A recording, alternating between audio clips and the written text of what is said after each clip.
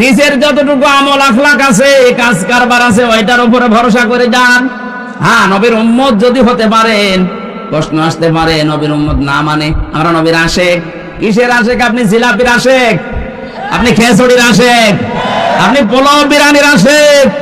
রাসূলের আশেক ছিল হযরতে তালহা, নিজের জীবন পর্যন্ত দিয়েছে, 80টা তীর খেয়েছে, তারপরও নবী পর্যন্ত আঘাত আসতে দেয়নি। আর এই বাংলাদেশে 53 বছর স্বাধীনতার পরে কত আঘাত নবীজির শরীরে আসতেছে, কথা বলুন। যে কবরে কেউ যদি বলতে চায় রব্বি আল্লাহ, আমার রব আল্লাহ, অবশ্যই তাকে রবের যে 5টা অর্থ আছে তার প্র্যাকটিক্যাল লাইফে ওটা মিলিয়ে দেখাতে হবে যে হ্যাঁ আমি রব মানি। তাহলে কবরে আপনি বলতে পারবেন রব্বি আল্লাহ, আমার রব আল্লাহ। দ্বিতীয় প্রশ্ন হবে মা দীনুকা, তোমার দিন কি? দিনের আমি 19টা অর্থ পেয়েছি পুরা কোরআন শরীফের ভেতরে, সামারাইজ করে আমি 10টা বানিয়েছি। এই 10টা বিষয় যদি দুনিয়াতে কেউ দেখাতে পারে যে হ্যাঁ আমি দিন এই 10টাকে মানি এবং প্র্যাকটিক্যালি দেখাই, সে কবরে যাওয়ার পরে বলতে পারবে দীনুল ইসলাম, আমার দিন ইসলাম। এবার আসেন তো আমাদের কয়টা মানা হচ্ছে? আল্লাহ রাব্বুল আলামিন বলেন আফা গায়রা দীনিল্লাহি ইয়াবগুন, তবে কি এরা চায় আমি যে দিন পাঠিয়েছি সেই দিন বাদ দিয়ে অন্য কোন দিন তারা কি তালাশ করে? আল্লাহু আসলামা মান ফিস সামাওয়াতি ওয়াল আরদ তাওআন ওয়া কারহা, ইচ্ছায় হোক অনিচ্ছায় হোক, আকাশের জমিনে যা কিছু আছে সবাই আমি আল্লাহর দ্বীনের সামনে মাথা নত করে দিয়েছে। ওয়া ইলাইহি ইরজাউন, সবাইকে ফিরে আসা লাগবে কার কাছে? আর সরে বলেন, এটা বাংলা অর্থ ছিল। এবার আসেন আর ব্যাখ্যায় যাই। দীনুল ইসলাম, এ কথা আমরা কবরে বলতে চাই না চাই না? আরো জোরে বলেন। 1 নম্বরে দিন শব্দের ব্যাখ্যা আমি কোরআনে কারীম থেকে পেয়েছি, দিন মানে এই রাতের পরে যেটা আসবে ওই দিন। বলেন না, দিনের প্রথম অর্থ হয় কিয়ামতের দিন। এজন্য প্রতিদিন আমাদের মুখ দিয়ে আল্লাহ 17 বার করে কমপক্ষে বের করে নিচ্ছে মালিকি ইয়াউমিদ্দিন। জবান খুলে কোরআনের আয়াতটা পড়েন, মালিকি ইয়াউমিদ্দিন। কিয়ামতের দিনের একচ্ছত্র মালিকানা কার? আরো জোরে। এটা দিয়ে আল্লাহ আমাদের বারবার মুখ দিয়ে বের করাচ্ছেন, কারণ হচ্ছে কিয়ামতে কিন্তু কারো কিছু করার থাকবে না, কারণ একচ্ছত্র মালিকানা আল্লাহর। কি এটা দিয়ে আল্লাহ বোঝাতে চাই, ও পৃথিবীর বান্দা বান্দিরা, কারো উপরে ভরসা করে কিয়ামতে ঠেস পাবা না। কত মানুষ এই বিশেষ করে আপনাদের ব্রাহ্মণবাড়িয়া, কুমিল্লা, এই 2 জেলা এগুলো বেশি, কত মানুষ ভরসা করে আছে কেল্লা বাবা, ফতে বাবা। কিসের কেল্লা, কিসের ফতে? কিয়ামতে যেখানে নবীরা পর্যন্ত ইয়া নাফসি করতে থাকবে, হযরত ইব্রাহিম নবী পর্যন্ত বলবে মাবুদ আমার পিতা আসরের সাথে যা ভালো লাগে তুমি করো, কিন্তু আমাকে বাঁচাও। হযরত ঈসা রূহুল্লাহ তিনি বলবেন মাবুদ আমার মা মরিয়মের সাথে যা আচরণ করবা করো, তুমি আমাকে কিছু বলবা না। চিন্তা করেছেন যে নবীদের নাম বললাম, এত বড় পাওয়ারফুল নবী মূসা কালিমুল্লাহ, কথা বলতেন আল্লাহর সাথে। ইব্রাহিম খলিলুল্লাহ, আল্লাহ যাকে বন্ধু হিসাবে গ্রহণ করে নিয়েছেন। হযরত ঈসা রূহুল্লাহ, যিনি আল্লাহর ফৎকারে তৈরি হয়েছিলেন। এত বড় বড় পাওয়ারওয়ালা মানুষ যদি বলে আল্লাহ আমার আত্মীয় স্বজন মা বাবা এদের সাথে যা ভালো লাগে তুমি করো গিয়ে, কিন্তু আমাকে তুমি বাঁচাও, সেখানে কেল্লা ফতের উপরে ভরসা করে আছেন যে এরা বাঁচাবে। আমার তো কোরআনের ব্যাখ্যা তাফসীর পড়ে এতটুকুই বিশ্বাস জন্মিয়েছে, সূরা আবাসার ভেতরে আছে ইয়াউমা ইয়াফিরুল মারউ মিন আখিহি ওয়া উম্মিহি ওয়া আবিহি ওয়া সাহিবাতিহি ওয়া বানিহি লিকুল্লি মারিম মিনহুম ইয়াউমাইদিন শাআনু ইউগনি। আল্লাহ বলেন সেই দিন মানুষ দৌড়াবে নিজের আপন ভাই থেকে, মা বাপ থেকে, সন্তান সন্ততি, স্ত্রী বন্ধু, এদের থেকে আগে মানুষ পালাতে থাকবে। এখানে প্রায় 6টা মানুষের নাম আছে। কুমিল্লাবাসী মাথায় যদি মগজ থাকে একটু ভাবেন, প্রথমে ভাইয়ের নাম, মায়ের নাম, বাবার নাম, ছেলের নাম, স্ত্রীর নাম, বন্ধুর নাম। বিপদে পড়লে এরাই তো দেখি এগিয়ে আসে। আল্লাহ বলেন এরা পালাবে।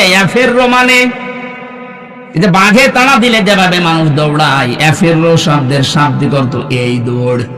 আপনজন দেখলেই মানুষ এরকম করে দৌড়াতে থাকবে। কি বলে আপনার বিবেক বলেন তো আপনি? এরা যদি পালায়, আমার মনে হয় পীর সাহেব বলবে, আল্লাহ আমি পীরই ছিলাম না। বলে যেখানে মা পালাচ্ছে, বাবা পালাচ্ছে, আপনার ভাই পালাচ্ছে, নিজের বউ পালাচ্ছে, পীর সাহেব বলবে, আল্লাহ কিসের পীর, আমি পীর ছিলাম না। এটা বলবে, আপনি সেদিন ধরা খাবেন, সেদিন বুঝবেন। সূরা মাআরিজের ভেতরে আরো কঠিন করে আল্লাহ দিয়েছেন, ইউবাসসিরুনাহুম ইয়াওয়াদ্দুল মুজরিমু লাউ ইয়াফতাদি মিন আযাবি ইয়াউমিদিন বিবানি ওয়া সাহিবাতিহি ওয়া আখি ওয়া ফাসিলাতিহি আল্লাতী তুবি ওয়া মান ফিল আরদি জামিআন সুম্মা ইউজি। আল্লাহ রাব্বুল আলামিন বলেন, ওই দিন মানুষ মুক্তিপণ হিসাবে দিতে চাইবে সর্বপ্রথম তার ছেলে মেয়েকে। আমি আয়াতটা পড়ার পরে, বাণী শব্দের ব্যাখ্যা পড়ার পরে চিন্তা করলাম, আল্লাহ 3টা বছর আমি জেলে আছি, আমার মেয়ে 2টাকে আমি আজও দেখিনি। ওই সময় 7 মাস রেখে গিয়েছিলাম ছোটটারে, এখন ওর 4 বছর। এই 3 বছর হয়ে গেল ওরে আমি না দেখার কারণে ওর প্রতি একটা অজানা ভালোবাসা আমার তৈরি হয়ে গেছে। বড়টার প্রতি অত না, ছোটটা ফারিহা জান্নাতের প্রতি যত বেশি হয়েছে। 3টা বছর না দেখে যদি এত বেশি মহব্বত ভালোবাসা তুমি তৈরি করে দিতে পারো, কোরআনের আয়াতে তুমি বললে কিয়ামতে আমি নাকি ফারিহাকেও মুক্তিপণ হিসাবে তোমারে দিতে চাইবো। আমার তো মনে হচ্ছে না, এই আয়াতটা আমার কেমন লাগছে। আপনি চিন্তা করেন তো, কিয়ামতের দিন এই ফারিহাকেও বলা লাগবে, আল্লাহ এটাও দিয়ে দিলাম মুক্তিপণ, তুমি আমারে বাঁচাও। আমার স্ত্রী, আমার ভাই ভাগ্যর যা আছে, আমার বোন আছে, এমনকি আমার দুনিয়ায় যারা আশ্রয় প্রশ্রয় দিত, আমার দলের লোক, আমার আত্মীয় স্বজন, জ্ঞাতি গোষ্ঠী, এদেরকেও তোমাকে দিয়ে দিলাম, যাও। ওমান ফিল আরদি জামিআ, দুনিয়ায় যত সম্পদের মালিক ছিলাম সব আমি দিলাম। সুম্মা ইউজি, তুমি আমারে বাঁচাও। আল্লাহ জবাব দিয়েছেন কড়া করে ধমক দিয়ে, কাল্লা, কখনো না, কাল্লা কখনোই না, ইন্নাহা লাযা, তোরে আমি লাজায় দেব। কোথায় লাজা? কি আল্লাহ ভয়ঙ্কর বর্ণনা এর পরে দিয়েছেন। লাজা কি জানো? নাসাআতাল লিশাওয়া, এখানে গেলে আগে মানুষের চামড়া খুলে যাবে। আমাকে রিমান্ডে মাঠের নিচে যখন নিয়ে গিয়েছিল ওই আয়না ঘরে, আমি দেখেছিলাম মাঝে মাঝে রাতের বেলা, রাত 11টা 12টার পরে ওরা আসতো, 4-5 জন এসে এই কিছু জিনিসপত্র নিয়ে বলছে, আমরা এইগুলো দিয়ে নখ তুলি, মানুষের চামড়া তুলি, যে এইগুলো দিয়ে জীবিত মানুষদের নখ তুলে নেয়, চামড়া তোলে, ডিম নিয়ে এসে বলতে যেগুলো আমরা দেই। আমার কোনোদিন এরকম করিনি, কিন্তু দেখিয়েছে যে এগুলো দিয়ে আমরা নখ তুলি। তার মানে ওদের ওই ভয়ঙ্কর কথা শোনার পরে যেন আমি মিথ্যা কথা বলতে বাধ্য হই। আমার বলেছিল আকিস গ্রুপের বিরুদ্ধে এই কথাগুলো বলা লাগবে। 2 নম্বরে, এই দেশে জঙ্গিবাদ তৈরি করার জন্য জামাত ইসলাম আর শিবির কাজ করছে, এটা আপনি বলবেন আদালতের সামনে, যে তাহলে আপনারা ছেড়ে দেব। রিমান্ডে বারবার আমাকে ওই অফিসার গুলো, বিশেষ করে এসপি আর এসপি, প্রতিদিন আমার রাতের বেলা এসে বলতো, জামাত ইসলাম তো খারাপ না, ভালো দল, ওরা মিথ্যা কথা বলে না, ওরা দুর্নীতি করে না, তা আপনার বলতে সমস্যা কি? না কি কায়দা করে কথা নিচ্ছে দেখেছেন? মনে তো হচ্ছে যে হাজার পাগল হয়ে গেছে মনে হয়। ঠিক আছে, আপনি আমারে নিয়ে চলেন। এত কষ্ট প্রথম কয়েকদিন দিয়েছিল, দেখেন না এত নরম চড়ম নেই। শেষে আমাকে ওই জিনিস দিয়েছিল যে এইগুলো দিয়ে আমরা নখ তুলি, যদি আপনি কালকে ম্যাজিস্ট্রেটের সামনে এগুলো না বলেন আমরা কিন্তু করব। কয়েকটা মুসলমান অফিসার পেয়েছিলাম, মুসলমান নামে শুধু আল্লাহর ভুল ধরত, যে আল্লাহর এই কাজটা মনে হয় ঠিক হয়নি। তার ভেতরে আমি একজন পেয়েছিলাম এই কুমিল্লা বাড়ি 14 গ্রামে, ওরা আমি খুঁজতেছি, পালিয়েছে। আর কয়েকদিন আগে পেয়েছিলাম খুলনা শেখ ইমরান, অধ্যাপক মিয়া গোলাম পরওয়ার সাহেবের বাড়ির পেছনে বাড়িও। ওই দিন আমার মাহফিল ছিল পরওয়ার সাহেবের কাছে। ওর বাবা আওয়ামী লীগের উপজেলা চেয়ারম্যান, ও শয়তান পালিয়েছে, পাওয়া যাচ্ছে না। এরপরে পাওয়া গেছে, পুলিশে ধরে এখন ছেড়ে দিয়েছে। ওরে আর পাওয়া যাচ্ছে না, কোন গর্তে ঢুকিয়েছি চিন্তা করে দেখেন, ওরা আমারে বলতেছে আমরা এগুলো দিয়ে নখ তুলি, এই যে এই মেশিন পত্র। আপনি যদি না বলেন সকালবেলা আপনার স্ত্রীকে তুলে নিয়ে আসবো, তখন আমার মেয়েটা 7 মাস বয়স মাত্র। বলেন এই অবস্থায় স্বামী যারা ঠিক থাকতে পারে? বাধ্য হয়ে বলেছিলেন যে যা ভালো লাগে করেন, আমারে নিয়ে চলে, আমি সব বলে দেবো যা।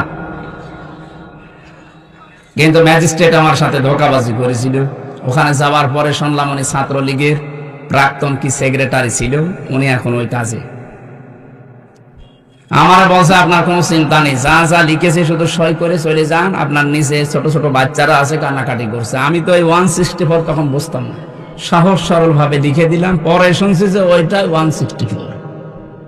এমন এমন কিছু লিখেছে রাষ্ট্রের বিরুদ্ধে, আকিজ গ্রুপের বিরুদ্ধে, জামাতের বিরুদ্ধে, অথচ একটা কথাও আমার না। পরে যদিও আমি ডিনাই পিটিশন দিয়েছিলাম, কিন্তু সেটাই তো কাজ হয়নি। এই 3 বছর থাকা লেগেছে আর এই কারণে। অথচ সে মামলায় যে কিছুদিন আগে সব খারিজ হয়ে গেছে, সব খারিজ করে দিয়েছে। ওই মামলা তো 3 বছর তো ওই জজের কাছে ছিল, কিচ্ছু করতে পারেনি। যে এখন হাত খোলা পেয়েছে বলছেন যান, একেবারে মামলা ঢিসমিস করে দিলাম। বলতে গেলাম যে স্যার এটা তো আপনার কাছে এতদিন ছিল, এতদিন তো বলেননি, হঠাৎ সবই মানে মাফ করে দিচ্ছেন। উনি এইটাই বলতো যে আমার হাত বাঁধা ছিল, এখন হাত খোলা আছে, কিছুটা ন্যায় বিচার করতে পারছি। আমরা চাই বাংলাদেশে সবাই এরকম হাত খোলা থাকবে আবু সাইদের মতো। কথা বলেন না কেন? হাত যতদিন বাঁধা থাকবে, ন্যায় বিচারের পরিবর্তে উপরে দেখতে হবে ফিটফাট, ভেতরে সব অবিচার হবে। আমরা তো এইটাই কায়েম করতে চাই বাংলাদেশে, যেন সবার হাত, বিশেষ করে 1628টা চেয়ার আছে, এই চেয়ার না, ওই জায়গা মতো যে চেয়ার গুলো আছে ওইগুলো, কতগুলো? 1628টা। এই চেয়ার গুলো আমরা চাই যারাই সামনে বসবে প্রত্যেকের হাত আবু সাইদের মতো এভাবে খোলা থাকবে। জীবন দিতে হয় জীবন দেবে, কিন্তু মিথ্যার সামনে মাথা নত করবে না, তাহলে নাই বিচার কায়েম হবে ইনশাআল্লাহ। এই পৃথিবীর বহু মানুষকে আমরা দেখেছি তারা আল্লাহর স্বীকৃতি দিয়েছে, কিন্তু ওই জামানার রাসূলের স্বীকৃতি তারা দেয়নি, এই জন্য তারা বেঈমান হয়ে মারা গেছে। এই যে আবু জাহেলের নাম শোনেন, এই লোকটা আল্লাহ একজন আছে, ও বিশ্বাস করতে, ওর জীবনী পড়েন। বহু জায়গায় আল্লাহ জিজ্ঞাসা করছেন নবীজিকে, ওয়ালা ইন সালতাহুম মান খালাকাস সামাওয়াতি ওয়াল আরদা লা ইয়াকুলুনাল্লাহ ইলা আখিরি আয়াত। হে নবী, ওদেরকে যদি আপনি জিজ্ঞাসা করেন আবু জাহেলকে যে আকাশ আর জমিন কে বানিয়েছে, লা ইয়াকুলুনাল্লাহ, গ্যারান্টি দিয়ে বলবে আল্লাহ বানিয়েছে। তাহলে আল্লাহ একজন আছে, আল্লাহর একাত্মবাদের স্বীকৃতি আবু জাহেল পর্যন্ত দিয়েছে। যেদিন বদরের ময়দানে যাবে সেদিন কাবার গিলাফ ধরে ও কাঁদছিল সকালবেলা, ডাক দিয়ে বলেছে কাবার মালিক তুমি আসো, আমি জানি মুহাম্মদের বিরুদ্ধে অস্ত্র নিয়ে যাচ্ছি বদরের ময়দানে যুদ্ধ করার জন্য, সত্যের পক্ষে যে আছে তাকে তুমি বিজয় দিয়ে দিও। ওর দোয়া কবুল হয়ে গেছে। কি ও তো সত্যের পক্ষে ছিল না, সত্যের পক্ষে যিনি ছিল আল্লাহ তাকে বিজয় দিয়ে দিয়েছিলেন। এরকম একটা দুইটা না, বহু ইতিহাস আমারই জানা আছে। ফেরাউনের ইতিহাস অনেকে শোনেন, কিন্তু শিক্ষাটা এখান থেকে নেন না। এই লোকটা আল্লাহ একজন আছে কিন্তু বিশ্বাস করেছিল। শেষে এসে একেবারে শেষে যে বলেছিল হাত্তা ইযা আদরাকাহুল গরকু ক্বালা আমানতু আন্নাহু লা ইলাহা ইল্লাল্লাযী আমানাত বিহি বানু ইসরাঈল ইলা আখিরি আয়া। আমি কেন পড়ছি, বাংলাদেশের সাথে আমার অনেক মিল দেখতে পাচ্ছি। এই জন্যে এদেশে বহু মানুষকে আপনি জিজ্ঞাসা করবেন রেসালাতের স্বীকৃতি দেওয়ার জন্য, রাসূলের জীবনী অনুযায়ী কাজ করতে, ও বলবে কি আমি কি নামাজ পড়ি না, আমি কি রোজা রাখি না, আমি হজ করে এসেছি, আমি দান সাদকা করি। কুমিল্লাবাসী যে 4টা কথা বললাম, 4টা কথায় কার হুকুম? নামাজ পড়া, রোজা রাখা, হজ করা, দান করা, এই 4টা কার বিধান? আরো জোরে বলেন। এই বিধান যিনি দিয়েছেন তিনি তো বললেন লা তুমিনুন্না বিহি ওয়ালা তানসুরুন্না, নবী আসবে তাকে বিশ্বাস করবা, তার স্বীকৃতি দিবা। এই যে ফেরাউনের কথা কেন তুললাম, বাংলাদেশে এই বিশ্বাসে যারা আছেন তাদের কিন্তু ফেরাউনের মতো মরণ হবে। আপনাকে আমি বাঁচাতে চাই। ওই লোকটা যখন ডুবে যাচ্ছিল ওই সময় বলেছিল আমি ঈমান আনলাম। কয় আল্লাহর উপরে ঈমান আনলাম যার উপরে ঈমান এনেছে বনি ইসরাইলেরা, আমি তো মুসলমান। এরপরও ফেরেশতারা আমারে মা পানির ভেতরে বারবার চুবায় কেন? আল্লাহ তখন জবাব দিয়েছেন আল আন, এখন। শব্দের দিকে খেয়াল করেছেন? ও কিন্তু আল্লাহর একাত্মবাদের স্বীকৃতি দিয়েছে যে আমি ঈমান আনলাম ওই আল্লাহর উপরে যার উপরে বনি ইসরাইলরা ঈমান এনেছে। তাহলে স্বীকৃতি তো দিয়েছে আল্লাহর প্রতি, কিন্তু ওই জামানার যিনি প্রেরিত পুরুষ ছিলেন হযরতে মূসা কালিমুল্লাহ, তার কথা কিন্তু বলে নাই। কথা বুঝতেছেন? ও শুধু লা ইলাহা ইল্লা পর্যন্ত বলেছিল, এটা তো বলা লাগবে লা ইলাহা ইল্লাল্লাহ মূসা কালিমুল্লাহ। ওই জামানার রিসালাতের স্বীকৃতি ও দেয়নি, এজন্য মারা গেছে বেঈমান হয়ে। আল্লাহ কারণও জানিয়েছে কেন তোর ঈমান নসিব হচ্ছে না। আল আনা ওয়া ক্বাদ আসাইতা ক্বাবলু ওয়া কুনতা মিনাল মুফসিদিন। এবার আমার এই আয়াত থেকে প্রশ্ন, হাজার হাজার বছর পরে এখন আমাদের এই জামানায় আল্লাহর প্রেরিত পুরুষ কে বলেন তো? কথা বুঝতেছে? এই জামানার জন্য শুধু না কিয়ামত পর্যন্ত একজন প্রেরিত পুরুষ আল্লাহ পাঠিয়েছেন, তার নাম মুহাম্মাদুর। আরো জোরে বলেন মুহাম্মাদুর। কোন মানুষ এখন বাস্তবে যদি আল্লাহর হুকুম মেনে চলে কিন্তু রিসালাতের ঘোষণা এই জামানায় যিনি প্রেরিত পুরুষ আল্লাহ তাকে মানে না, তার মানে তার জীবনী মানতে চায় না। হ্যাঁ, তার জীবনী মানে তিনি যেদিন নবুয়ত পেয়েছেন 40 বছর বয়সে, সেই দিন থেকে জীবনের শেষ দিন 63 বছর, এই 40 বছরের ভেতরে, এই 63 বছরের ভেতরে 23 বছর তার নবুয়তের জিন্দেগি। এটা মানেন না? বলেন না কেন? এই 23 বছরের 13 বছর তিনি মক্কায় মায়ের খেয়েছিলেন। আজকে সে হাজারো মানুষ এই 13 বছরের জিন্দেগি শুনতে পাগল। বলেন আপনিও কান্দেন, আমিও কান্দি। কিন্তু পরের যে 10 বছর মদিনার জীবন, উনি যে রাষ্ট্রপ্রধান ছিলেন, এইটা বলতে গেলে অনেক মানুষ যারা আল্লাহর স্বীকৃতি দেয় ওদেরও তখন আর মন পাওয়া যায় না। তখন বলে হুজুর এটা রাজনীতি, এটা দুনিয়ার কাজ। আরে ভাই, আপনি তো 13 বছর ভালোই শুনলেন, খালি মায়ের খেয়েছিল এটা শুনতে কানাকাটি করেন। উনি যে মায়ের দিয়েছিল ওইটা শুনতে চান না কেন? আমরা তো ওইটাও বলতে চাই, মায়ের তো আমরা 13 না, আমরা তো 15 বছর খালাম। কথা বলে না কেন? উনি 13 বছর খেয়েছিলেন, আমরাও 15 বছর খেয়েছি।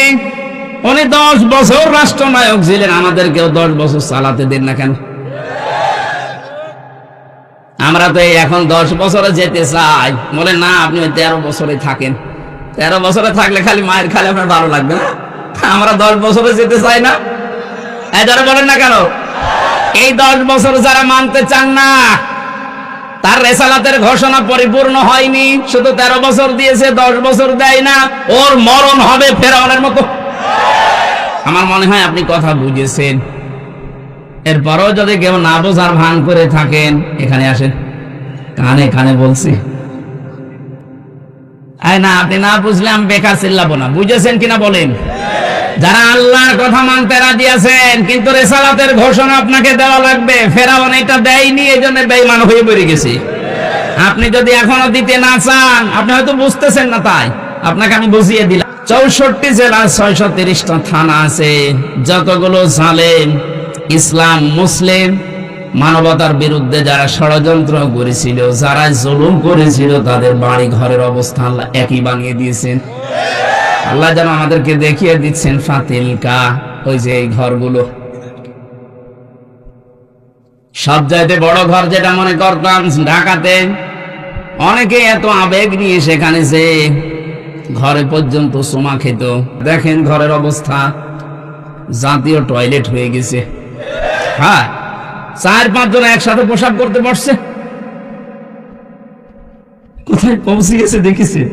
আমার মনে হয় কিছু মানুষ প্রসাব পায়খানা করতে যাচ্ছে একটা উদ্দেশ্য নিয়ে। আমি কাবা শরীফ তাওয়াফ করার পর 16 সালে যখন উপর দিয়ে ঘুরছি, হঠাৎ দেখি আমার পেটে সেরকম যন্ত্রণা, ব্যথা। পুলিশকে বললাম, ইয়া হে ভাই, আমার পেটে ব্যথা করছে হঠাৎ, আমি তো এতক্ষণ ভালো ছিলাম। পুলিশ আমারে বলছে, ইয়া হাজি আর হজ্জা, তাই না বিলা দোকান? ও হাজি, দেশ কোথায়? জি, তুমি বাংলাদেশ। বাংলাদেশ থেকে এসেছি। ওনার ভাষা দিয়ে আমারে বলছে, আপনি এখনো পর্যন্ত জানেন না কোন জায়গা? না তো, যেটা আবু সাইদের বাড়ি। আপনি এখনো পায়খানা না করে দাঁড়িয়ে আছেন, তাড়াতাড়ি কাজ করেন। সত্যি কথা বলছে যে কোরআন সামনে পায়খানা করে দেখি আমার পেটের যন্ত্রণা ব্যথা ভালো হয়ে গেছে। আল্লাহ আমাকে যেন জানাতে চেয়েছে, হামজা ৬,০০০ কিলোমিটার দূর থেকে এসেছো, আরে শয়তানের মুখে পায়খানা না করে চলে যাবা, তাড়াতাড়ি কর। আমার তো মনে হচ্ছে এখন যে ৫-৬ জন একসাথে দল বেঁধে পোশাক করছে, আজকেও দেখলাম ৩ জন একসাথে বের হচ্ছে। তার মানে ওখানে যারা যাচ্ছে এটা নিয়ত করে যাচ্ছে যে রোগ ভালো হবে। এটা তো আর আন্তর্জাতিক করা সম্ভব না, এটা জাতীয় টয়লেট হয়ে যাবে।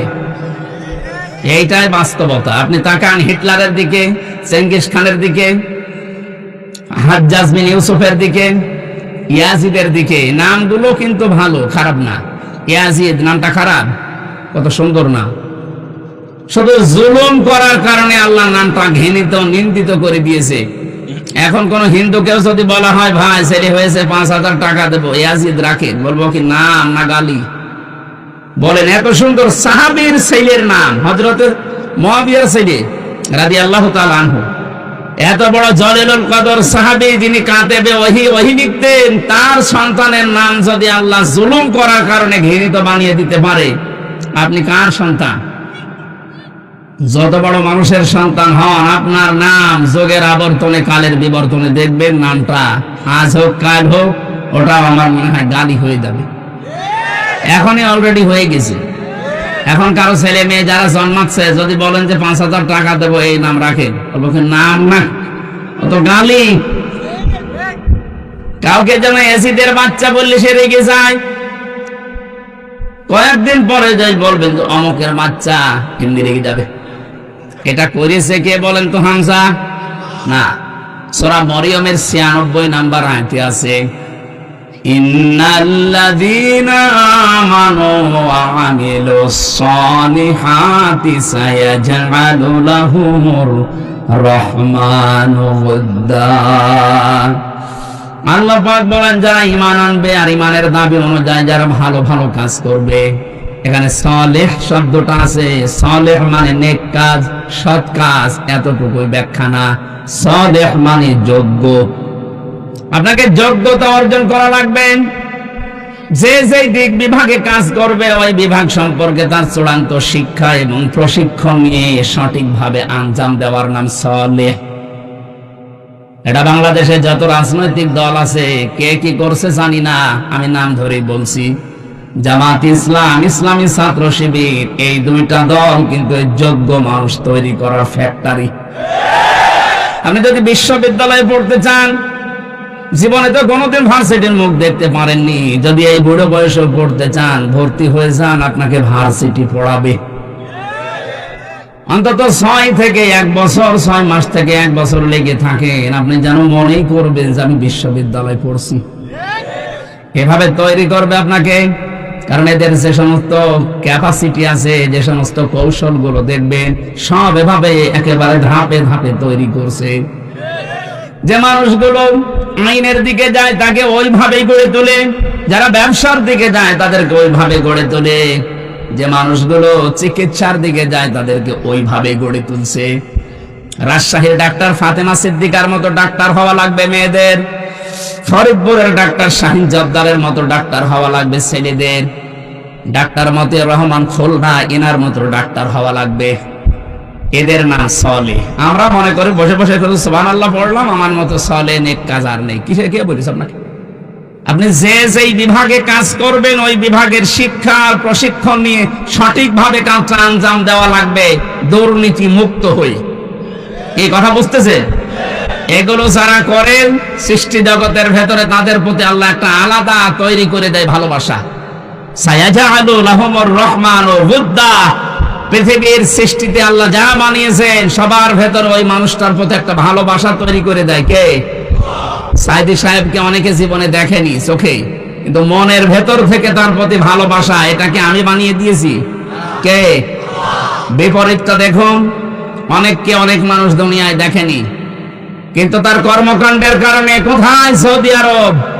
আমি রমজানে ছিলাম, মদিনা থেকে একটা গাড়ি ভাড়া করলাম, ড্রাইভারে ওখানকার স্থানীয় মদিনার ড্রাইভার। বললাম যে বদরে যাব, আবু জেহেলের কবর দেখে আসি। ভাড়া মেটানোর পরে আমি উঠলাম। যাওয়ার সময় ওনার ভাষা দিয়ে আমারে বলছে হারামি। হারাম মানে? আপনাকে বলি না, আপনার দেশে যে আছে এটা একটা হারাম। হ্যাঁ ঠিক আছে, আপনি বলেন, আপনার সাথে আমি আরো 2 লাইন বেশি করে বলছি। চিন্তা করেন, সেটা জীবনে ওনারা দেখেছি। ওই হ্যাঁ, ইউটিউবে দেখে, ফেসবুকে দেখে, কর্মকাণ্ড গুলো মাঝে মাঝে তার কাছে যায়, এই দেখে তার প্রতি ঘৃণা তৈরি করে দিয়েছে। হামজা কে? জুলুম করলে 7টা ক্ষতি হয়, তার ভেতরে এটা একটা। সৃষ্টি জগতের ভেতরে তার প্রতি একটা আলাদা ঘৃণা তৈরি করে দেয় আল্লাহ নিজে। এটা অতীতে হয়েছে, এখনো হচ্ছে, কিয়ামত পর্যন্ত হবে। এই জন্য আমরা যেন সামনে কেউ চেয়ারে বসলে জালেম হয়ে না যায়। তাহলে ফাতিলকা বুয়ুতুহুম খাবিয়াতাম বিমা যালামু, এই আয়াত আপনাকে আল্লাহ দেখাবে। অনেকে তো এখনো চেয়ার পায়নি, তাই চিন্তা ভাবনা করে আসে আগে একটু চেয়ার পেয়ে নেই, যা করার ছিল আরো ডবল করে করব। না, আপনি জালেম হয়ে যাবেন না। 5 বছর পরে দেখা যাচ্ছে আপনার বাড়িটাও জাতীয় টয়লেট আল্লাহ বানিয়ে দিতে পারে। আমরা সতর্ক করলাম, কিন্তু আমি শুধু ইঙ্গিত দিয়েছি। আমি জানি কুমিল্লার মানুষ জ্ঞানী মানুষ, শিক্ষিত মানুষ, এটা বুঝে ফেলেছে। সুতরাং আগামী প্রজন্ম যারা আসবে দুনিয়াতে, এরা যেন জালেম হয়ে না যায়। সূরা নমল 51, 52, 53 নম্বর আয়াতটা তাফসীর সহ পড়ে নেবেন। দল মত জাতি বর্ণ ধর্ম নির্বিশেষে আজকের এই অনুষ্ঠান, এটা কি শুধু মুসলমানদের না? হাত্তা ইয়াসমা কালাম আল্লাহ সুম্মা আবলিগহু মা'মানা। হে নবী, অমুসলিমরাও যদি কোরআন শুনতে আসে, তাদেরকে আপনি ব্যবস্থা করে দেবেন, শোনা হয়ে গেলে নিরাপদে বাড়িতে পৌঁছিয়ে দেবেন। সুতরাং যারা এসেছেন সবার জন্য আজকের এই কোরআনের অনুষ্ঠান। আল্লাহ আমাদেরকে যাদের নিয়ে আসলেন, আমাদের 2টা এখানে শর্ত মানতে হবে। ফাসতামিউ লাহু ওয়া আনসিতু, আপনি শুনবেন আর চুপ থাকবেন। আর আমরা যারা বলতে আসলাম, আমাদের দায়িত্ব কি? সূরা নাহাল, ওটা তো নমল বললাম, এটা নাহাল 44 নম্বর আয়াত, 14 নম্বর পারা, 11 নম্বর পৃষ্ঠায়, 3 নম্বর লাইনে আল্লাহ পাক বলেন, ওয়ানজালনা ইলাইকা যিকরা লিতুবাজ্জিনা লিন-নাসি মা নুজিলা ইলাইহিম ওয়া লাআল্লাহুম ইয়াতাফাক্কারুন। হে নবী, এই কোরআন আমি আপনার কাছে দিয়েছি। এই কোরআনে কারীম দিয়ে মানুষের কাছে আপনি সতর্ক বাণী পৌঁছান। এটা লিতুবাজ্জিনা লিন-নাস, আপনি মানুষের কাছে কোরআন দিয়ে সতর্ক করবেন। কোন মানুষ? লাম শব্দ ব্যবহার করা হয় জীবিত মানুষদের জন্য। কোন মানুষ মরে গেলে তাকে কোরআন পড়ে শোনাবেন, এটার জন্য আপনাকে পাঠায়নি। আপনাকে পাঠিয়েছে জীবিত মানুষদের শোনাবেন। দুঃখজনক হলেও সত্য, 15.5 বছরে জীবিত মানুষদেরকে কোরআন শোনানো বড় কঠিন হয়ে গিয়েছিল। 14 জায়গায় অনুমতি নেওয়া লাগতো। এই কথা বলে দেখা। অথচ ওই মানুষটার বাবা মারা গেলে আমারে ডাক দিতে, হুজুর কোরআন পড়ে দেন। আরে বেটা, তোর বাপ তো মরে গেছে, এখন আমি পড়ে করবো কি? যতদিন জীবিত ছিল তখন পড়লে কাজ হতো। সরাসরি কিন্তু বলতো না যে না, কোরআন প্রচার করার দরকার নেই, কোরআনের অনুষ্ঠান হবে না। কিন্তু এমন সিস্টেম বানিয়ে দিয়েছিল, 14 জায়গায় অনুমতি নেওয়া। আমার মনে হয় কেউ নিতেও যেত না, ও অনুষ্ঠানও করতে যেত না। যাতে মাতাল হলো তাহলে ঠিক ছিল, কারণ জানতো যে 96% মুসলমান এখানে। সরাসরি ওপেন কোরআনের বিরুদ্ধে অবস্থান নিলে টিকে থাকা সম্ভব না। এই জন্য এমন সিস্টেম করেছিল মানুষ যেন অনুষ্ঠান না করে। কিন্তু এখন আর ওইটা নেই। এখন আছে, এখন ওপেন হয়ে গেছে, অনুমতি তো লাগেই না। যারা অনুমতি দেবে তারা এখন বলে হুজুর আসে। আমাকে সেদিন গোয়েন্দা বিভাগের সর্বোচ্চ যিনি, আমি নাম নিলাম না, উনি আমাকে কল দিয়েছিল হোয়াটসঅ্যাপে। বলছে হুজুর, কোরআনের কথা সারা বাংলাদেশের 64 জেলায় 56,000 বর্গ মাইলে সেইভাবে আল্লাহ বলেছেন, ওইভাবে ফোর্স দিয়ে বলবেন। কোনো বাধা নেই, কোনো অনুমতি লাগবে না। কেউ যদি বাধা দেয় আমারে জানাবেন, ও ঠ্যাং ভেঙে ফেলবেন। বললাম যে স্যার, আপনি এতদিন ছিলেন কোথায়? আমি নতুন দায়িত্ব পেয়েছি, আমি একজন মুসলমান, যেভাবে আল্লাহ জানিয়েছেন আপনি ওইভাবে করবেন, কোনো সমস্যা নেই। আমি তো এইটাই চাই। আমরা তো এইটাই চাই যে আমরা আল্লাহর বান্দাদের শোনাবো কোরআন, মরা বান্দা না, জীবিত বান্দা। এখানে আমরা মরা না জীবিত? হ্যাঁ, জীবিত মানুষদেরকে কোরআন শোনাতে হবে ব্যাখ্যা সহ। বিশ্লেষণ করে আজকের তেলাওয়াতকৃত আয়াত থেকে আমরা তাফসীর করব। এই শব্দটা নিয়ে বাংলাদেশে একটা ভেজাল আছে, বাংলাদেশ, ভারত আর পাকিস্তানে, আমরা নিরসন করব ইনশাআল্লাহ। আর যারা শুনতে এসেছে তাদের দ্বিতীয় দায়িত্ব কি, বলা আল্লাহুম ইয়াতাফাক্কারুন, ওরা যেন কথাগুলো শোনার পরে বাড়ি যেয়ে চিন্তা ভাবনা করে যে আসলে কি বলেছে আর আমরা করছি কি। কথা বলেন না কেন? এটাকে আমি বানালাম আয়াতটা, তাহলে আমার দায়িত্ব স্পষ্ট দলিল প্রমাণ জীবিত মানুষদের শোনানো, আর যারা শুনবে তাদের দায়িত্ব হয়ে পড়ে বাড়িতে যেয়ে তারা যেন চিন্তা ভাবনা করে। করবেন তো ইনশাআল্লাহ? আল্লাহ আমাদের তৌফিক দিন। আজকের এই মাহফিলে যারা এসেছে বলেন আলহামদুলিল্লাহ। দরুদ আর সালাম পড়ছি মুহাম্মদুর রাসূলুল্লাহ সাল্লাল্লাহু আলাইহি ওয়াসাল্লামের প্রতি, যাকে আল্লাহ রাব্বুল আলামিন যে তেলাওয়াতকৃত আয়াতগুলো করলাম এগুলো তাকে উপহার দিয়েছিলেন। বিশ্বনবীকে আল্লাহ পাঠানোর পরেই যত নবী দুনিয়াতে আল্লাহ এর আগে পাঠিয়েছেন প্রত্যেকটা নবীর কাছে এই স্বীকৃতি নিয়েছিলেন, ওয়াইদে আখাযাল্লাহু মিসাকান নাবিয়্যিনা লামা আতাইতুকুম মিন কিতাবিন ওয়া হিকমাতিন সুম্মা জাআকুম রাসূলুন মুসাদ্দিকুল লিমা মা'আকুম লা তু'মিনুন্না বিহি ওয়া লা তানসুরুন্না ইলা আখিরি আয়াত। সূরা আলে ইমরান আমি যেখান থেকে পড়েছি তার আগে তাফসীর করতে হলে যে আয়াতের করা হয় তার আগের আয়াত পরের আয়াত এর সাথে সম্পর্ক কি এটা আগে বলা লাগে, এই জন্য আমি এটা পড়লাম। আল্লাহ পাকের আগে রিসালাতের ঘোষণা দিতে গিয়ে এত ব্যাপক হারে দিয়েছেন। শুধু আমাদের যে নবী, যত নবী এর আগে পাঠিয়েছিলেন 1,24,000 বলেন আর 2,24,000 বলেন, সঠিক সংখ্যা যেহেতু আমরা জানি না, যত নবী আল্লাহ পাঠিয়েছে প্রতিটি নবীর কাছে এই স্বীকৃতি নিয়েছিল, অঙ্গীকার নিয়েছিল যে তোমাদেরকে আমি জ্ঞান দিয়েছি আর বিজ্ঞান দিয়েছি, তোমাদেরকে জ্ঞানের জন্য কিতাব দিয়েছি, বিজ্ঞান জানার জন্য আমার কিতাবের ভেতরে থিওরি দিয়েছি। যত বিজ্ঞানের আবিষ্কার সব আল্লাহর কোরআনের থিওরি থেকে। একজন রাসূল তোমাদের কাছে আসবে, তোমাদের কাছে যে কিতাব আর যে জ্ঞান যে বিজ্ঞান আছে এইটার স্বীকৃতি দেওয়ার জন্য, সত্যতা প্রমাণ করার জন্য আসবে। তোমরা যখনই ওই রাসূলের সংবাদ পেয়ে যাবে, লা তুমিনুন্না বিহি ওয়া লা তানসুরুন্না, শব্দের আগে দুইটায় লাম দিয়েছেন, লামে তাকিদ নুনে সাকিলা। আল্লাহ পাক বলেন, হে নবী হে রাসূলরা, যারা দুনিয়াতে তোমরা গিয়েছো প্রত্যেকের জন্য আমি অঙ্গীকার নিলাম, ওই রাসূল যদি তোমাদের কাছে চলে যায় অবশ্যই তাকে বিশ্বাস করবা, তাকে সাহায্য করবা। যত নবী যত রাসূল আসলেন প্রত্যেককে আল্লাহ বলেছিলেন ক্বালু আকরারনা, তোমরা কি স্বীকৃতি দিলে? প্রত্যেকেই বলেছে হ্যাঁ। আলা যালিকুম ইসরি, আমরা এই বিষয়ের উপরে ঐক্যবদ্ধ হয়েছি, একমত হয়েছি, আমরা স্বীকৃতি দিয়ে দিয়েছি। ক্বালা ফাশাহাদু ওয়া আনা মাআকুম মিনাশ শাহিদিন, আল্লাহ বলেন তোমরাও সাক্ষী, আমিও নিজে সাক্ষী হয়ে গেলাম তোমাদের কাছে। এই আয়াতের শিক্ষা কি? মুফাসসিরিন ইকরাম ফি জিলালিল কোরআনে লিখেছেন, সাইয়্যিদ কুতুব যত নবী যত রাসূল পাঠালেন তারা যদি নবীজির রিসালাতের স্বীকৃতি দিতে পারে, বিশ্বাস এবং সাহায্য করার অঙ্গীকার করতে পারে, কিয়ামত পর্যন্ত আমরা যারা নবীর উম্মত হয়ে আসব আমাদের সবচাইতে বড় দায়িত্ব হবে তার রিসালাতের ঘোষণা দেওয়া এবং তার সাহায্যের জন্য এগিয়ে যাওয়া। প্রশ্ন আসতে পারে, তার রিসালাতের ঘোষণা দিলাম, সাহায্য করব কি করে, তাকে পাবো কোথায়? তাকে পাবেন কোথায় মানে কিয়ামত পর্যন্ত তো উনি তো হায়াত পাবেন না, উনি তো একদিন একদিন বিদায় নেবেন, নিয়েছেনও। কিয়ামত পর্যন্ত তাকে সাহায্য করা নামান্তর হচ্ছে তার আদর্শ পড়ে আছে ওইটাকে সাহায্য করা।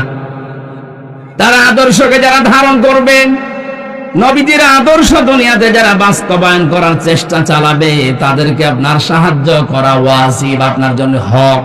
লা তুমিনুন্না বিহি ওয়া লা তানসুরুন্না, যারা আরবি গ্রামার জানে, কত কঠিন শব্দ জানেন, এটা লাম দিয়েছেন আবার তাকিদ দিয়েছেন নুনে সাকিলা। অবশ্যই এখন আপনাকে মানা লাগবে তার রিসালাত। আপনি কথাগুলো বলতে গেলে তখন রাজনীতি মনে করেন, দুনিয়ার কাজ, এটা ঝামেলা যাওয়া দরকার কি, এগুলো আমরা করব না। আমরা 15 বছর অলরেডি মায়ের খেয়ে ফেলেছি, রসুলের চাইতে আরো 2 বছর বেশি। কথা বলেন না কেন? এখন আমরা 10 বছর নবীজির মতো অন্তত এই জমিনটা হাতে নিতে চাই। আপনি একটু দিয়ে দেখেন, বিশ্ব নবী যদি বলতে পারেন খয়রুল কুরুনি করনি, কোরআন দিয়ে দেশটা 10 বছর চললে আমরা বলতে পারবো খয়রুল কুরুনি করনি। কারণ সাদাবাজি থাকবে না। কথা বলেন না কেন? ডাক্তার শফিকুর রহমান ঘোষণায় দিয়েছে, যদি কোরআন এ দেশে প্রতিষ্ঠিত হয়, সাদাবাজি নামও কেউ মুখে নিয়ে আসবে না। সবচাইতে বেশি গ্যারান্টি পাবে নারী তার ইজ্জতের। আজ জুজুর ভয় দেখানো হচ্ছে ওদেরকে, ইসলাম আসলে কিন্তু ঘরবন্দি হয়ে যাবা। আন্তর্জাতিক কিছু কৌশল আছে, এইগুলোতে এই ছোট মন ন্যারো মন নিলে হবে না, মনটা ব্রড করা লাগবে। এই কারণে সেদিন দীপ্তির সাথে উনি টকশো করেছিলেন, এইটা নিয়ে কত রকমের ফতোয়া বাজে। আরে ভাই, ওখানে যদি উনি না যেতেন, ও পরের দিন আন্তর্জাতিক মিডিয়ায় ছড়িয়ে দিত যে এরা নারী বিদ্বেষী। উনি কি ওনার চেহারা হাঁ করে দেখতে গেছে? ওনার বউ নেই বাড়ি? দীপ্তির চাইতে সুন্দরী বউ ওনার বাড়িতে, যদি মুরব্বী হয়ে গেছে তাই কি? এখনো বলে না কি 64 বছর বয়স, এখনো বলছে আমি যুবক মানুষ। ওনার স্ত্রীকে আমরা দেখি নাই, কিন্তু আমরা জানি যে ওই রকমই, উনি যেরকম চাঁদের মতো, স্ত্রী ওই রকম। ওনার ছেলেটার সাথে জেলখানায় দেখা হয়েছিল, ডাক্তার রাফাত। কি সুন্দর মানুষ, এরকম সুন্দর হতে পারে? কি সুন্দর চেহারা! বাবা মা সুন্দর হলে বাচ্চা কাচ্চাও সুন্দর হয়। কথা বলেন না কেন? বাবা মা সুন্দর না হলে বাচ্চা কাচ্চা উল্টো পাল্টাই হয়। আমার যেটা বোঝানোর দরকার আমি অলরেডি ইঙ্গিত দিয়ে ফেলেছি। এরপরেও যদি না বোঝার ভান করে থাকেন, আমার হাতে হেদায়েত নেই, আমার কিছু করার নেই। সুতরাং আল্লাহর কথা মানবেন। রেসালাতের কথা বলতে গেলে আপনার কাছে রাজনীতি মনে হবে, আপনার মরণ যে আবু জেহেলের মতো আর ফেরাউনের মতো হবে, আপনি টের পাচ্ছেন না। আল্লাহ যেন আপনাকে বাঁচান, বলেন আমিন। ফাইন তাওয়াল্লাউ ফাকুলু শাহাদু বিআন্না মুসলিমুন। কেউ যদি মুখ ফিরিয়ে নেয়, আপনি বলেন যে আমি মুসলমান। আর এই আয়াতের পরবর্তী আয়াত, এই যে 82 নম্বর আয়াত, এটা সূরা আলে ইমরান, আল্লাহ রাব্বুল আলামিন বলেন ফামান তাওয়াল্লা বা'দা যালিকা ফাউলাইকা হুমুল ফাসিকুন। হে নবী, এই ঘোষণা আপনি স্পষ্ট দেওয়ার পরে যে প্রত্যেক নবী আমার উপরে ঈমান এনেছিল, সাহায্যের ঘোষণা পেয়েছিল, তোমরা যারা আমার উম্মত দাবি করবে, শুধু আল্লাহর কথা মানলেই হবে না, আমার রিসালাতের স্বীকৃতিও দেওয়া লাগবে। কথা বলেন ঠিক কিনা? আমার আদর্শ আমি রেখে আসলাম, কিয়ামত পর্যন্ত আদর্শ থাকবে। যদি আমার প্রতি ঈমান আনতে চাও, তাহলে আদর্শকে জমিনে প্রতিষ্ঠা করার জন্য সাহায্য করা লাগবে। আপনি নিজে পারছেন না, যারা করছে মাস্ট বি আপনাকে তাদের পেছনে থাকা লাগবে। আল্লাহ আমাদের তৌফিক দিন। আমার তো অ্যাডভার্টাইজ করা দরকার, আমি করলাম। এরপরেও যদি কেউ মুখ ফিরিয়ে চলে যান, আল্লাহ বলেন তারা ফাসিক। তারা কি? ফামান তাওয়াল্লা বা'দা যালিকা। এরপরেও যদি কেউ মুখ ফিরিয়ে নেয়, ফাউলাইকা হুমুল ফাসিকুন, তারা ফাসিক। আল্লাহ তুমি আমাদেরকে ফাসিকি থেকে বাঁচাও, বলেন আমিন। নাসাআতাল লিশাওয়া, এই শব্দটার ব্যাখ্যায় বলেছিলাম এত কঠিন জায়গা এটা। আল্লাহ বলেন প্রবেশ করতে দেরি হবে, তোর চামড়া খুলে যেতে দেরি হবে না। এতটুকু আল্লাহ যদি শেষ করে দিতেন, আমি আয়াত পর্যন্ত আর পড়তাম না। পরে আরো শব্দ কঠিন দিয়েছেন। আল্লাহ বলেন জানো এই লাজা কাদেরকে ডাকবে? তাদউ মান আদবারা ওয়া তাওয়াল্লা ওয়া জামাআ ফাআওয়া। যে মানুষগুলোকে সত্যের দিকে আহ্বান জানানো হয়, এই যে আমি রেসালাতের ঘোষণা দিয়ে একটা সঠিক সত্য তথ্য তুলে ধরলাম, এরপরেও যারা মুখ ফিরিয়ে না বোঝার ভান করে থাকবে, এই মানুষগুলোকে আল্লাহ লাজায় দেবে। আমি কথা বোঝাতে পেরেছি? আমি কিন্তু একটা সত্য তুলে ধরেছি আপনাকে, আপনি আল্লাহর বিধান মানতে রাজি আছেন, কিন্তু রেসালাতের ঘোষণা দিলে আপনি রাজনীতির গন্ধ খোঁজেন। এই জন্য তাদউ, ডাকবে তাদেরকে, মান আদবারা ওয়া তাওয়াল্লা, যে ব্যক্তি সত্য শোনার পরও মুখ ফিরিয়ে চলে যায়, এতবার করে পেছন ফিরে চলে যায়। ওয়া জামাআ ফাআওয়া, আর যারা মাল সম্পদ জমা করে আর বারবার এগুলো সংরক্ষণ করার জন্য চেষ্টা চালায়। এই বাংলাদেশে এটা সবচাইতে বেশি। 15.5 বছরের দিকে তাকান, এক একজন কত টাকা পয়সার মালিক হয়েছে। আর শুধু মালিক হয়েই না, এগুলো কি করে সংরক্ষণ করে রাখা যায়, এই চিন্তা ভাবনা ছিল। একটা মানুষ শুধু দরবেশ 7টা ব্যাংক থেকে 36,000 কোটি টাকা মারিং কাটিং করেছে। বাকিগুলোর কথা চট্টগ্রামের একজনের ভূমিপতি মন্ত্রী ছিল, এই লোক 120টা বাড়ি বানিয়েছে পৃথিবীতে। আপনি কতদিন বাঁচবেন? এই যে 620টা বাড়ি আপনার মনে করেন আছে, বানিয়েছেন, 200 বছর পরে যদি আপনি বাংলাদেশে আবার ফিরে আসেন, 200 বছর তো বাঁচবেন না, আর নাই খুব বেশি হলো 20 বছর বাঁচবেন, আর 20 বছর 30 বছর পরে মরে যাবেন। 200 বছর পরে যদি আপনি চট্টগ্রাম সহ বিদেশে সহ যত বাড়ি বানিয়েছেন, কোন বাড়ির সামনে যে যদি বলেন এই বাড়ি আমার, যারা ওখানে বসবাস করবে ওরা আপনারই হয়তো 3 পুরুষের পরে, আপনার ছেলে 3 পুরুষ, তারাই হয়তো বাস করবে, কিন্তু তারা আপনাকে বাড়িতে তো ঢুকতেই দেবে না, আর বলবে কিসের সাইফুদ্দিন আপনি? কথা বলেন না কেন? কিসের সাইফুজ্জামান আপনি? আপনাকে আমরা চিনি না, বাড়িতে তো ঢুকতেই দেবে না, বলবে থাকার জায়গা নেই, মসজিদে গিয়ে থাকেন, এটা বলবে না? যারা 620টা বাড়ি তখন কিসের কাছে আসবে? আল্লাহ বলে না জামা ফাওয়া, শুধুমাত্র সম্পদ জমা করে শেষ করেনি, এগুলো কি করে সংরক্ষণ করা যায় সেই চিন্তা ভাবনায় লেগে থাকতো। আমার মনে হয় আয়াত পড়ার পরে বাংলাদেশে বহু মানুষ এই আয়াতে ধরা খাবে, আমরা যারা ধরা না খাই। কিয়ামতের কথা বলছিলাম আপনার সামনে, আজ যারা বিভিন্ন ভরসা করে আছেন যে অমুক বাবা আমরা বাঁচাবে, অমুক পীরের মুরিদ আমি, চট্টগ্রাম বিভাগে এগুলো বেশি হচ্ছে, এই কারণে বলছি কত রেজভি বাবার মুরিদ আছে, তারা বলছে কোনো চিন্তা নেই, কিয়ামতে যদি আল্লাহ জিজ্ঞাসা করে বলবো আমরা রেজভি বাবার লোক ছিলাম। রেজভি, যেখানে মুসা নবী, ঈসা নবী, ইব্রাহিম নবী কুল কিনারা পাচ্ছে না, সেখানে কিসের বাবা? এরপরও আপনার মাথা কি গোবর ভর্তি করা আছে? একটু চিন্তা ভাবনা আসে না কেন? বিবেকটা তো আল্লাহ এমনি দেয়নি, বিবেক দেওয়ার পরও যদি কাজে লাগাতে না পারেন আপনি জাহান্নামে। অকালু লাউ কুন্না নাসমাউ আও নাকিলু মা কুন্না ফি আসহাবিস সাঈর। ওই মানুষগুলো তখন আফসোস করে আর বলবে আল্লাহ যদি আলেমদের কথা সময় শুনতাম আর বিবেকটা যদি কাজে লাগাতাম, তাহলে ভণ্ড পীরদের উপরে ভরসা করতাম না, এখন আমি ধরাও খেতাম না। তাদের জন্য আল্লাহ যে জায়গাটার নাম দিলেন তার নাম সাঈর, এটা জাহান্নামের একটা দরজার নাম, এই দরজা দিয়ে আপনাকে প্রবেশ করাবে। এখন যদি সতর্ক না হতে পারেন, আপনি বিশ্বাস করতে পারেন আপনি জাহান্নামের সাঈরে যাচ্ছেন, বলেন নাউজুবিল্লাহ। এজন্য আমরা সতর্ক করার জন্য এসেছি, আশা করছি আপনি সতর্ক হবেন। কিয়ামতের একচ্ছত্র মালিকানা কার? আর জোরে, এজন্য কারো উপরে ভরসা করা, বলুন নিজের যতটুকু আমল আখলাক আছে, কাজ কারবার আছে, ওইটার উপরে ভরসা করে যান। হ্যাঁ, নবীর উম্মত যদি হতে পারেন, প্রশ্ন আসতে পারে নবীর উম্মত না মানে আমরা নবীর আশেক। কিসের আশেক? আপনি জিলাপির আশেক, আপনি খেচড়ির আশেক, আপনি পোলাও বিরিয়ানির আশেক।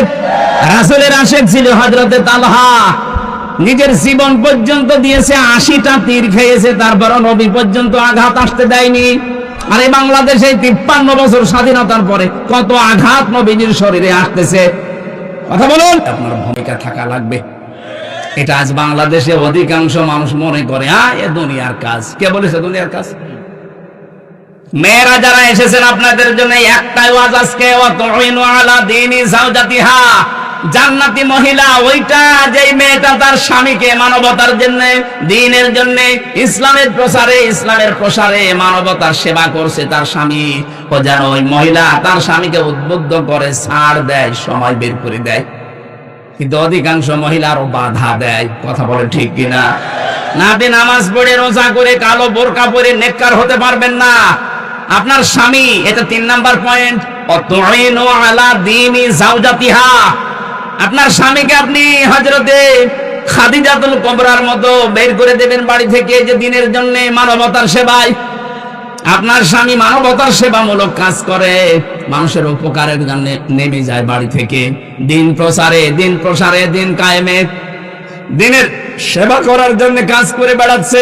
আপনি সময় বের করে দেবেন তাকে আপনি ছেড়ে দেবেন, ছাড় দেবেন শুধু না, তাকে আরো উদ্বুদ্ধ করবেন। কিয়ামতের ময়দানে খাদিজাতুল কুবরার সাথে জান্নাতে যেতে পারবেন।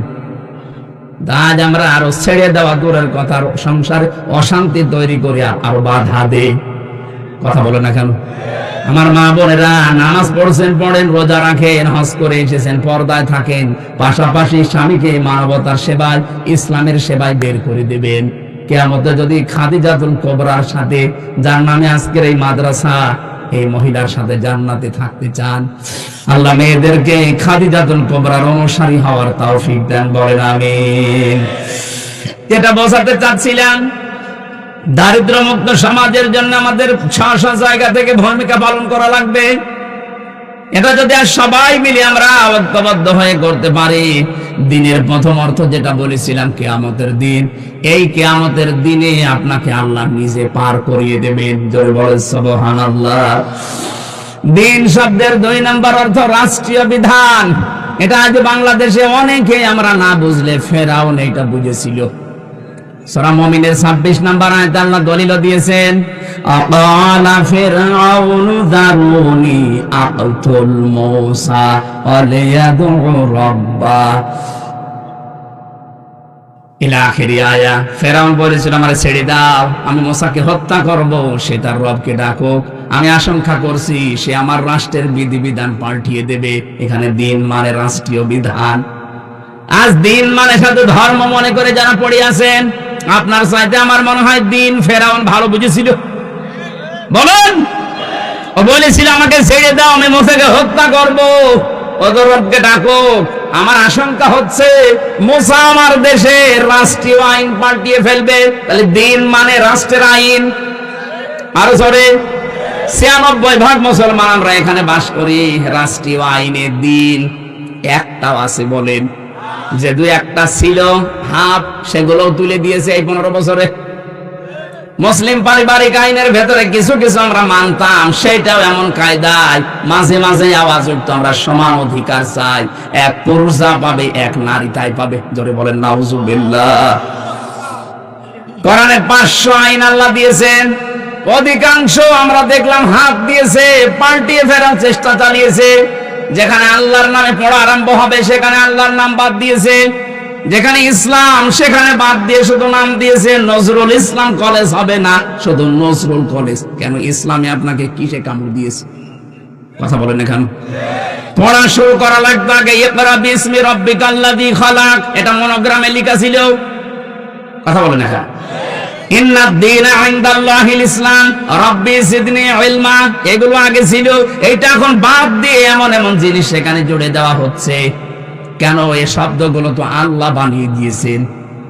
রব্বি জিদনি ইলমা, এই শব্দ বানিয়েছে কে? আল্লাহ। ইন্নাদ দীনা ইনদাল্লাহিল ইসলাম, এটা বানিয়েছে কে? আমার বিশ্ববিদ্যালয় কুষ্টিয়া ইসলামী বিশ্ববিদ্যালয় লেখা ছিল ইকরা বিসমি রাব্বিকাল্লাযী খালাক। এরকম যতগুলো আল্লাহর বিধান সব পাল্টিয়ে পাল্টিয়ে অন্যটা লাগিয়েছে। এখানে আমরা এমন মানুষকে দেখতে চাই যে লোকটা আল্লাহ রাসূলে বিশ্বাসী। কথা বলেন। সংবিধান সংস্কারের কাজ চলছে, আমরা চাই এমন এমন মানুষকে ওই জায়গায় নিয়ে যাওয়া হোক যারা সূরা ফুরকানের ৭৪টা যে সংবিধানের ধারা আছে, এই সূরা ফুরকানের প্রতিটি ধারা যারা বিশ্লেষণ করতে পারে, যারা বোঝে এগুলো ধারা আল্লাহ বানিয়েছেন মানবতার জন্য, এগুলো যদি এই মুসলিম দেশে সংবিধানে সংযোজন করা হয়, এই দেশে যে যার অধিকার সম্পূর্ণটা ফিরে পাবে। দিন মানে রাষ্ট্রীয় বিধান, এটা যতদিন পর্যন্ত আপনি কায়েম করতে না পারবেন, কবরে যাওয়ার পরে যেই বলবেন আমার দিন কি, আপনি বলতে পারবেন না। এরকম 10টা বিষয় আছে পুরাণ কোরআনের দিন শব্দের ব্যাখ্যায়। আমরা যদি আমাদের এই প্র্যাকটিক্যাল লাইফে 10টা মানতে পারি, কবরে যেতে দেরি, আপনি বলে ফেলবেন দীনুল ইসলাম।